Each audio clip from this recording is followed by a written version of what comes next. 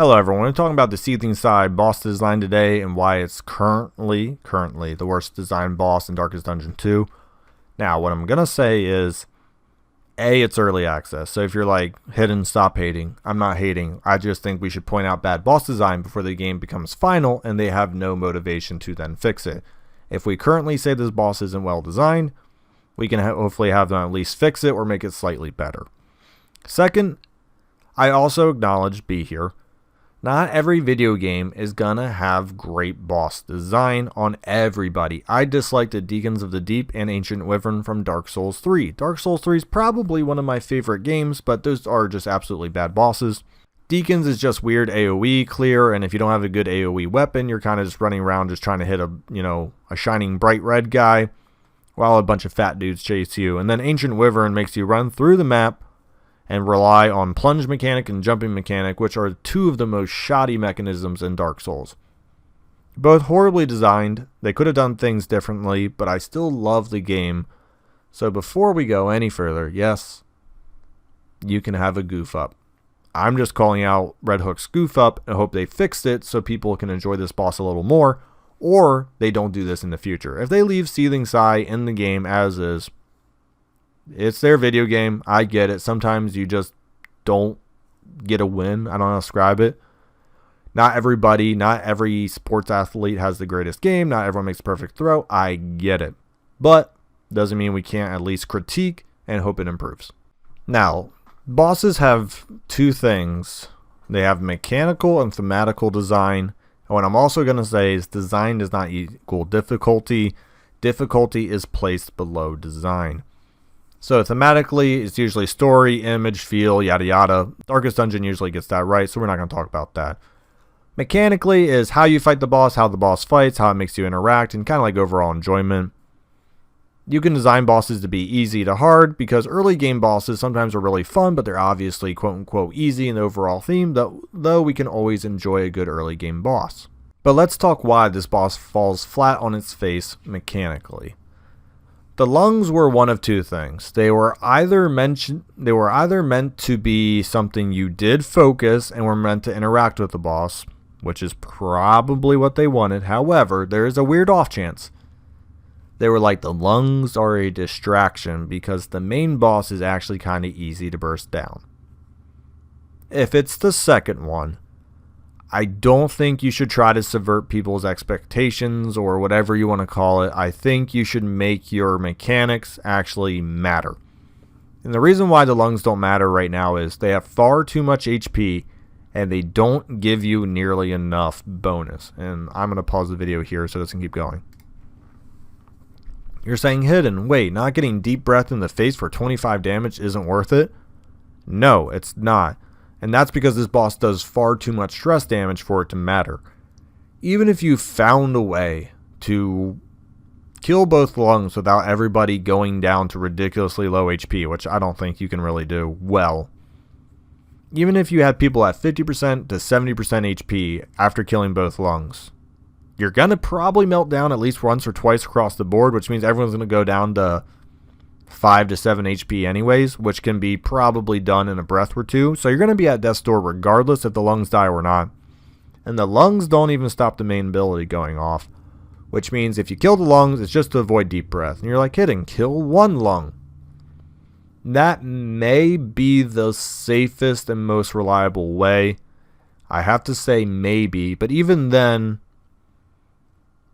I would say doing 200 or 150 damage to a different lung still isn't worth it, because let's talk about that 200 damage you're going to do, because that's raw damage. You're not DOTing that lung unless you have the librarian trinket. The main boss has 350. You do 250 to one lung. You kind of see what I'm saying there? You're about to prepare to kill well over the boss's half HP point to still have that boss fill up one lung in the back every turn. It's not worth it. Maybe if you get lucky and maybe the front lung fills more times than not, and you can reliably get rid of it in one hit every time and have 3 heroes dump into the Seething Sigh. Maybe, but even then I would argue you're still getting that stress damage. But regardless, you're still not killing both lungs, and you're still not even destroying the lung mechanic each time it props up. You're just hoping that the one lung gets filled so you can obviously destroy it to not have that happen this turn. It's still not really that interactive. It's just your preference and strategy, because the boss isn't doing anything different, and it's not making you interact with it. And ultimately, that's what I should have started with. This boss does not make you interact with it. And I'm going to compare this boss, once I'm done describing why it's bad mechanically, to all the other bosses in the game and why this boss falls the worst on mechanical scale. Because the lungs don't matter, you already got rid of half the boss design, and the other skills on the Seething Sigh, the worst thing that makes you play differently is it can on occasion make you blind, and I don't know if it can reduce your damage or not. I think my Hellion had a quirk or something in this video where she gets hit, she can get like a minus 50% damage token. For the most part, it's stack burn resist, bring stuff to cure negative tokens, and just work through the stress damage. That's about all the Seething Sigh does. Super boring, super bland, you stick to your strategy. At no point in this video you were watching, I'm started again. At no point in this video did I ever plan on doing something different other than possibly healing. That was about the only thing. I'm like, should I heal at this moment just to make sure I didn't get a random death blow on me sooner than later? Other than that, it was damage, vulnerability, DOT, damage. You know what I mean? Like, nothing was going through my mind other than which button out of the two should I click. And that's a bad... If you find you can go to the boss and not adapt to the boss or exploit the boss's weaknesses, if it has some, it's probably a bad boss design. The Seething Sigh truly has no weakness other than the fact you just kill the main body the quickest. Like, the lungs and the boss have pretty much the same... Oh wait, they do have the same HP. They have the same HP. So would you rather kill a boss that doesn't do anything to the other boss, or kill one boss and have the game end? Ask yourself that. You would rather kill the one boss, take some massive damage towards the end, but definitely kill it. So let's go compare the Seething Sigh to all the other bosses. Librarian. The Librarian at least has the books, can do blind, can do DOT, and can do damage across the board, and can also shuffle your party. And also, as those book stacks get decreased and decreased and decreased, you get more damage options, but the Librarian does also get closer to just annihilating your party. So there's an interaction with that. You go, okay, the very beginning, the Librarian's going to be at their strongest, and maybe right around that 2 and 3 stack, they're going to be at their weakest. And if you let that Librarian get to position 1, oh boy, like you just ramp that difficulty way back up. So you really want to destroy the Librarian like right at the bottom of that peak in position 2 or 3. That's interactive, makes you play different, and allows a whole range of skills to be applicable. That's good. Seething Sigh, you don't care. You know it's going to sit in positions 2 and 3. It's not going to shuffle you. Just bring in negative tokens. You're done. Like, already, the Librarian's an easier boss, but a more well-designed boss. Harvest Child. Harvest Child has a lot of interactions. It can force your players to eat meat. It shuffles your party. You have the options of killing 2 meat stacks, but then the Malls of Life is going to just destroy you. But if you leave one alive, it's going to do chronic damage. It's going to shift your back row a little, which can get really annoying. That's already more interactive. And then, as I said, you want to destroy the one big meat pile so your first 2 people stop moving. That makes you take extra damage into the one meat pile, but not into the main boss itself. You can try to burst down the main boss of the Harvest Child, but for the most part, if all of your people are constantly trying to eat, you're going to do no damage and get just absolutely wrecked. Dreaming General. Dreaming General isn't a huge mechanic, but it still makes you do way more interaction than Seething Sigh. It's obviously the root system, but that makes you bring in different items, different skills, makes you think about who you have in your party if they're good for that. And then obviously, do you chance going to 3 roots on somebody to free both roots off of them, or do you keep hitting the root a lot, but that unlocks a much stronger skill? So there's a balance between hitting the roots and try not to hit it too much so you get blasted in the face. So Dreaming General makes you interact on a constant basis every turn. Leviathan, new boss. The Leviathan and Seething Sigh were both the same patch, and my gosh, they couldn't be miles apart in difference in terms of their design mechanically. The Leviathan adds vulnerability tokens, blind tokens, and obviously does the hand and undertow. Now, if the hand gets resisted on its grab, it's less of a well-designed boss, I'll call it, but there's still a strong opportunity you're going to get pulled under into a hag situation where you have to adapt to only having 3 people.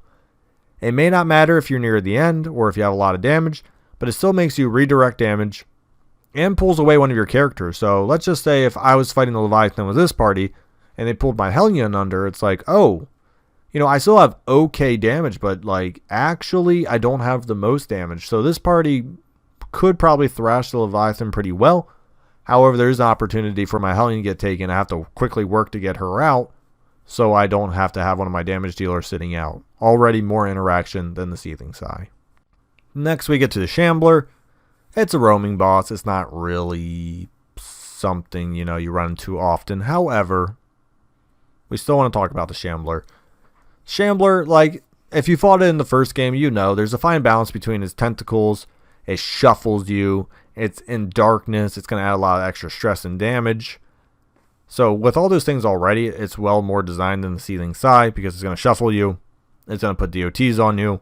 And it's going to summon things that are just going to bash your brains in. You need to decide whether or not you control them or focus the main boss. Because the main boss may be alternating between positions 3 and 4, 2 and 3, 1 and 2, yada, yada, yada.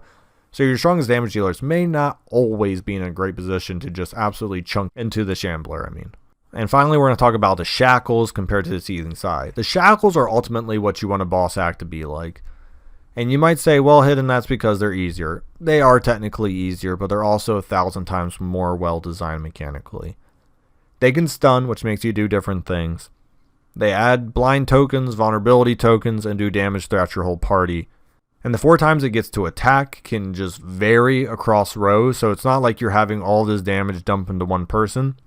The Seething Sigh, you pretty much just accept the fact that one person's going to get dumpstered and then the rest of your party is going to get whittled away on the side. That's about it. The Shackles can definitely wreck your party across the whole thing equally. And you have to think about your healing because you can't heal at the last second because you may not have an opportunity at the Shackles. Because it can block your range, it can block your melee, your stress heal, your heal, yada yada. Which means you can't reliably use all of your skills all the time as I can the Seething Sigh. The Seething Sigh just says, hey, that strategy you brought in? Nothing's going to change. Just make sure you have milk-soaked bandages and you'll be cheeky. Not that way with the Shackles. Shackles say, I'm going to screw up your game plan. I'm going to make you think on your feet, which means interaction. And also, I think the HPs are balanced. So with all that being said, I truly believe that the Seething Sigh is a badly designed boss. It's okay, it happens, but if I had to give some quick advice on how to fix the boss, the lungs need to matter, so they could do a couple of things. Well, actually, here's the most extreme. Get rid of the lungs, increase the boss's HP by another 50 HP. Just don't even bother. The boss has certain percentages when it starts to deep breath, and you just live with it that way, because that's essentially all that this boss really does. I think that's a horrible compromise. It's the easiest fixed. Horrible compromise. I would still have issues with it. So let's keep the lungs. It's a decent idea. Go back to original HP on the lungs. I think the original HPs were fine. Keep the new HP on the main body at 350. And if you have to decrease it on the lungs, you find that's too easy, go to 400. And you're like, wow, Hidden, that's a lot of HP. 400? It is, but here's my second point to that. If you bring the lungs back down to 175, when a lung dies, 2 things need to happen. The boss gains, let's just say, 3 to 4 continuous bleed for the rest of the fight indefinitely, but it gains an action in replace. When the second lung dies, it gets another 2 or 3 bleed, and once again, it gets another action. But then that kills its final ability. So you get 4 actions and continuous 5 bleed across all rounds, which should add up to probably about, let's say maybe like 30 to 50 bleed. So you kind of have that extra 50 HP get canceled by the lungs if you decide to do that strat. And also by destroying the AoE strat, you can do more of a retribution where Hellion like focus fire and then rain some DOT in, where some backline damage in there, but not have the boss completely wreck you. And you're probably still going to have meltdowns due to some stress damage and criticals. I think that would make the boss 1,000 times better. Doesn't change the design, and really doesn't even change this boss mechanically. Now you could say, Hidden, wouldn't you still just focus down the main body? Yeah, I don't know if they can ever get past that truly, but it'd at least be more tempting if the lungs HP were lower and had negative effects against the boss if you got rid of them. Thanks for watching. Let me know how you think this boss could be changed, but that's my thoughts on it.